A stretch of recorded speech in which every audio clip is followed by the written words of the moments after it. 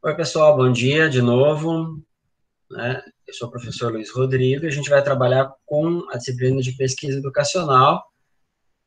E hoje, especificamente, a gente vai fazer uma introdução da pesquisa no campo da educação física, discutindo alguns aspectos conceituais, e a gente também vai tentar discutir um pouquinho sobre a aplicação da pesquisa, né, na nossa prática profissional. Quero que vocês também discutam, né, conversem, expressem como vocês acham isso importante. E ao final, se tudo der certo, se a gente tiver tempo, talvez a gente não consiga chegar lá, mas discutir um pouquinho sobre os paradigmas da pesquisa, ok? Então, como eu falei inicialmente, não hesitem em me interromper, tá? Na hora que vocês quiserem, vocês abrem o microfone, falam, ou podem escrever no chat que eu estou acompanhando aqui do lado.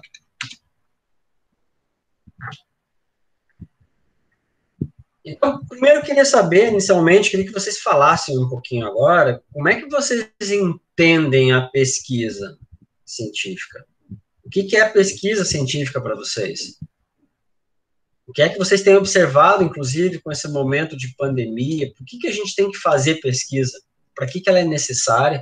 Por que ela está dentro do curso de educação física ou de todos os outros cursos da UFAL? Vocês conseguem...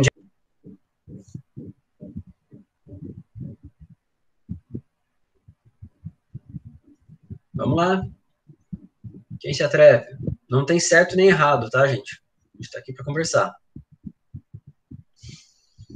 Pesquisa vai ser um facilitador. O que você acha que é um facilitador, Fabrício? Explique melhor. Facilitador do quê? Ela facilita o quê?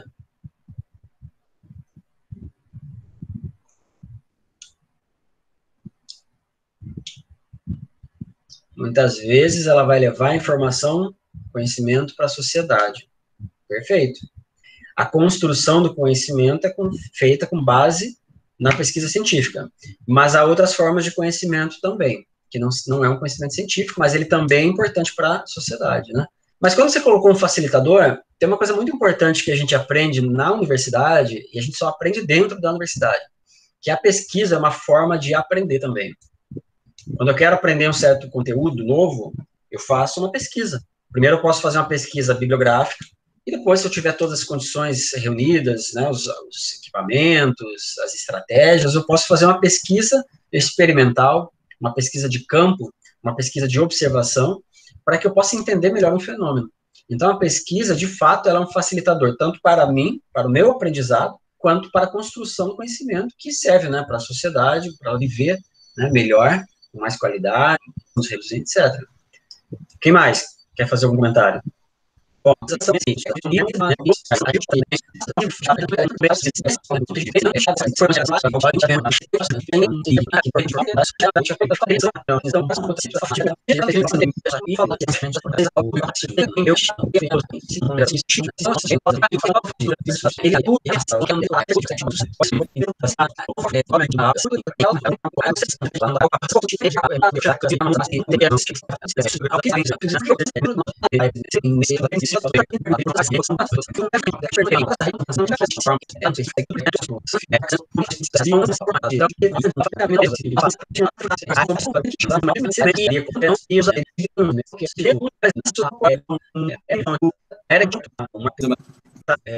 vulgar, popular, ele se deu de forma de experimentação, né?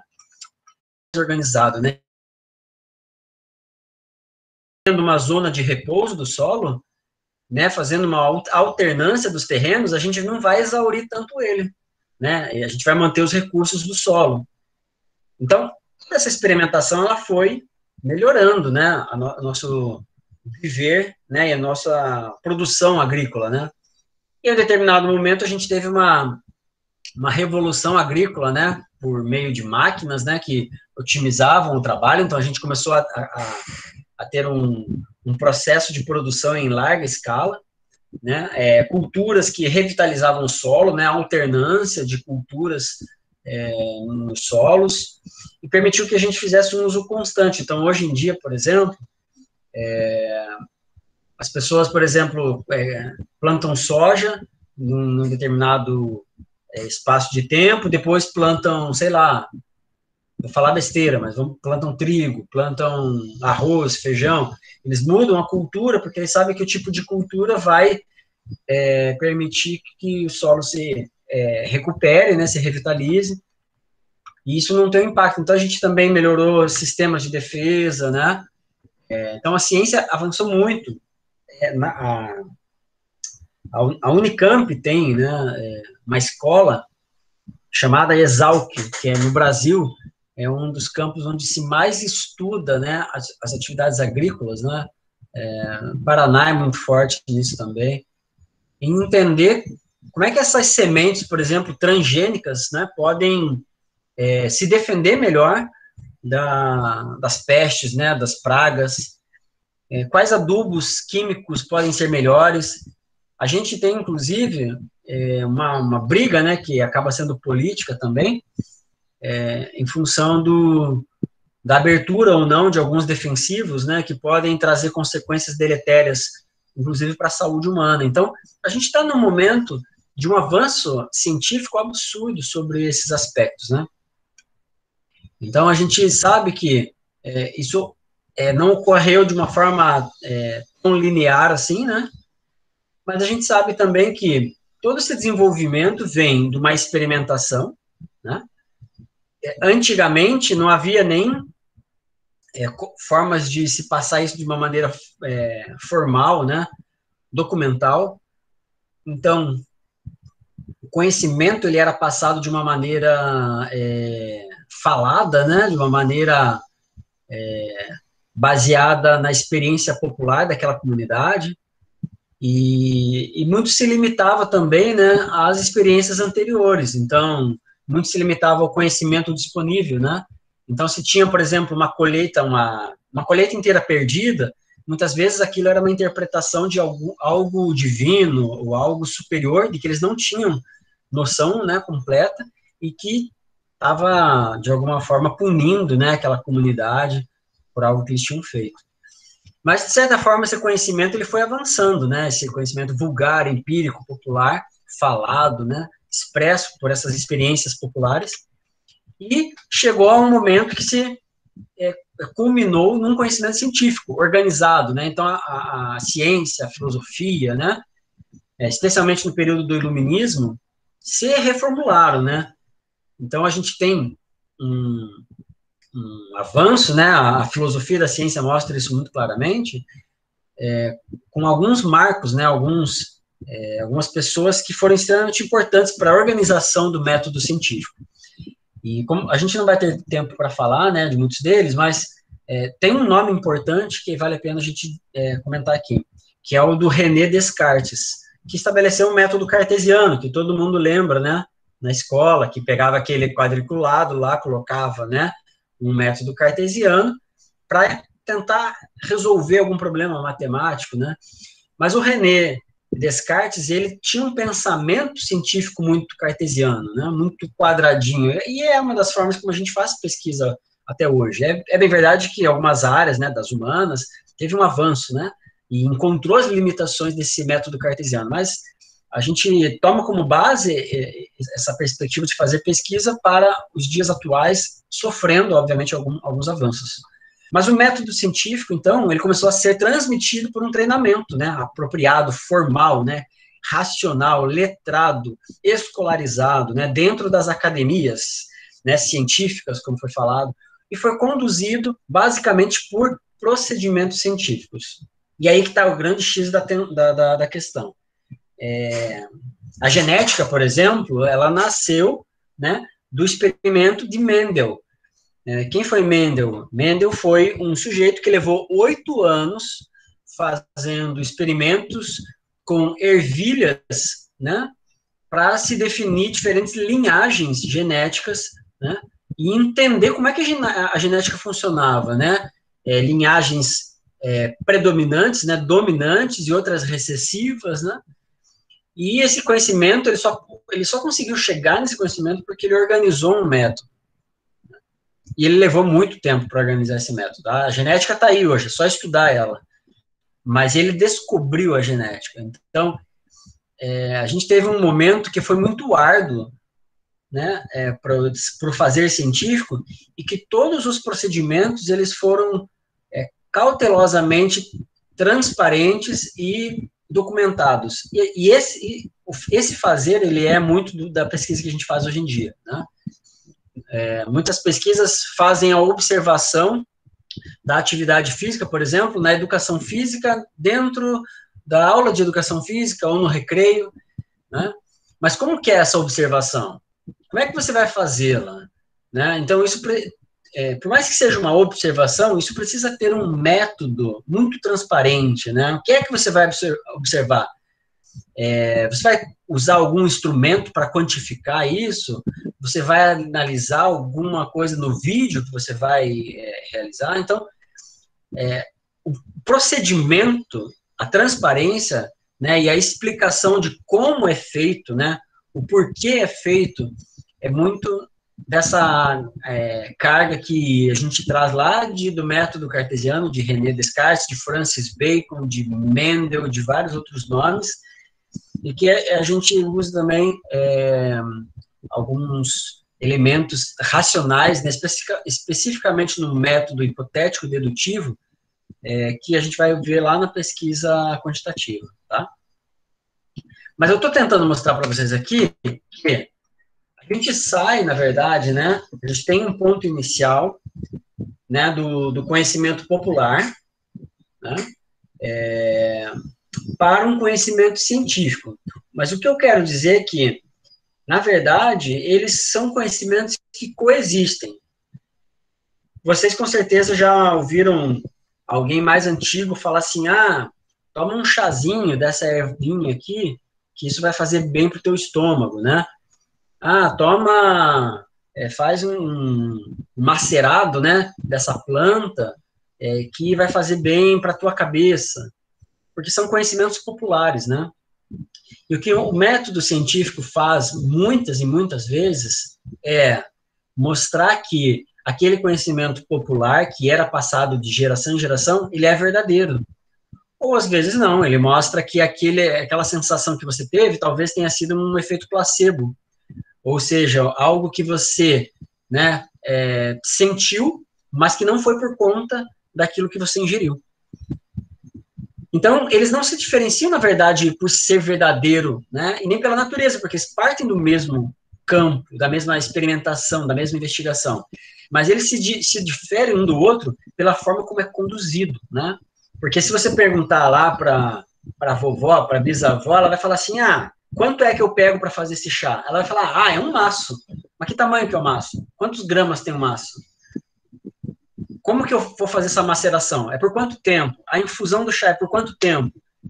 E tem algum outro processo além disso? Então, quando a gente acaba racionalizando e criando um protocolo, né, ele funciona, né? Ele se mostra reprodutível, que é um dos grandes elementos da ciência hoje em dia. A reprodutibilidade. Se eu fizer, vou dar um outro exemplo para vocês. Eu fiz pão, segunda-feira, fiz pão aqui em casa. Não, segunda-feira não. Quarta-feira.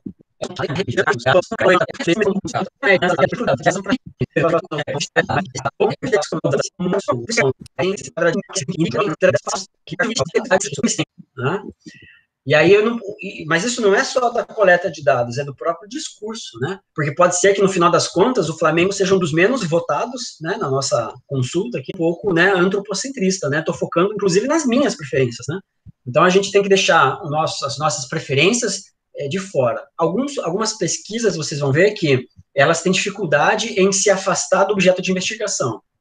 E para outras não. Para outra fazer a pesquisa, para fazer ciência, a gente precisa formular hipóteses dos objetos e fenômenos para além da você percebeu que não é uma coisa boa, né? Então, é uma experiência que a gente adquire lidando diretamente com as coisas e com as pessoas, né? É um saber que preenche a nossa vida diária formal, né? Sem aplicação de um método, sem se refletir sobre isso, tá? Então, essa é uma característica do conhecimento popular. Ó, a gente pensar um pouquinho, ele é um conhecimento superficial, porque ele não se... Mas por que, de fato, isso... Finalizando agora, de fato, nessa aula, existem 4 tipos de conhecimento científico, tá? Eu vou deixar, tá? Eu vou sinalizar a página, o livro já está lá, da Lacazzi e Marconi. E aí eu quero que vocês leiam essa parte, né, do conhecimento popular, a gente já falou um pouco deles, né, um pouco dele, especificamente, a gente já falou desse aqui, mas eu quero que vocês leiam um pouco do filosófico científico, ok? Principalmente do científico, porque Lakatos e Marconi diz que são essas 4 formas de conhecimento que a gente tem.